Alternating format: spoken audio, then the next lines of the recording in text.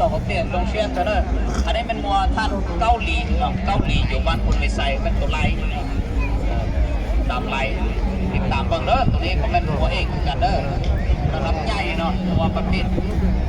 ท่านมาสิงประเภทมัวงามของเซเลเมน100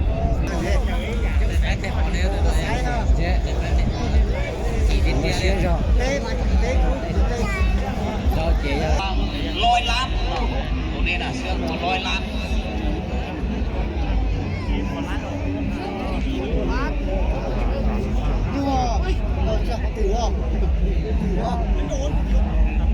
เสื้อหัวกีฬา100 ล้านเป็นตัวด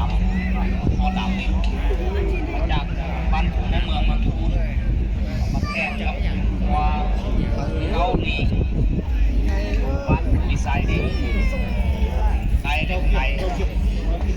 ติดตามเด้อมาติดตามผู้ชมเด้อแขกต้องการเด้อนี่ก็ในการมาใส่ทำไมที่ขัดตกบกพร่องก็แม่นมีการจิ้งเดือนแล้วก็คณะกรรมการจัดกีฬางอสปอร์ตต่อไปเนาะ